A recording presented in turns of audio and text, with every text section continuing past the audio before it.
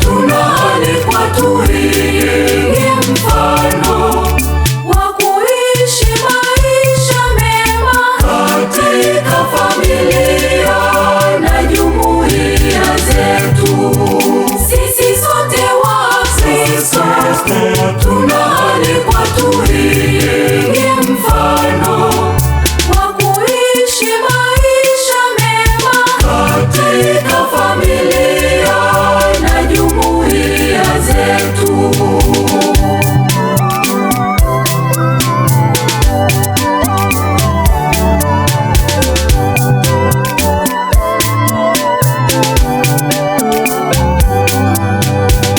Familia iliyo bora ina amani na upendo.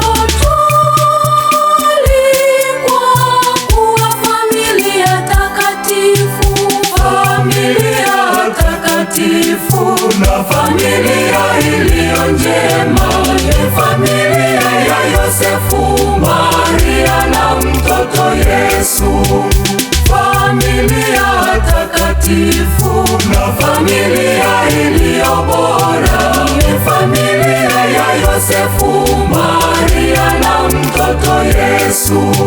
Sisi sote Wakristo tunaalikwa tuige mfano wa kuishi maisha mema katika familia na jumuiya zetu. Sisi sote Wakristo tunaalikwa tuige mfano wa kuishi maisha mema katika familia na jumuiya zetu.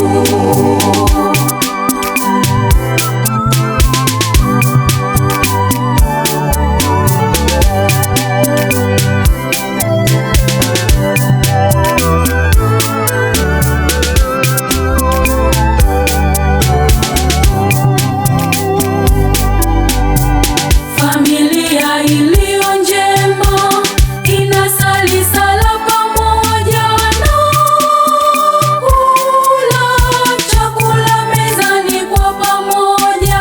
Familia takatifu na familia iliyo njema ni familia ya Yosefu, Maria na mtoto Yesu.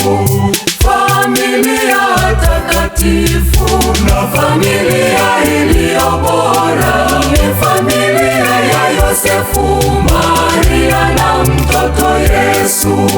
Sisi sote Wakristo tunaalikwa tuige mfano wa kuishi maisha mema katika familia na jumuiya zetu. Sisi sote Wakristo tunaalikwa tuige mfano wa kuishi maisha mema katika familia na jumuiya zetu.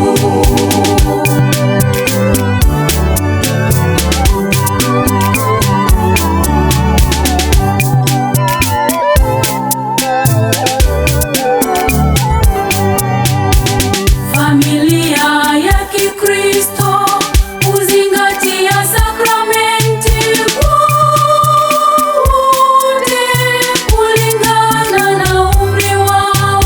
Familia takatifu na familia iliyo njema ni familia ya Yosefu, Maria na mtoto Yesu. Familia takatifu na familia iliyo bora ni familia ya Yosefu, Maria na mtoto Yesu. Sisi sote Wakristo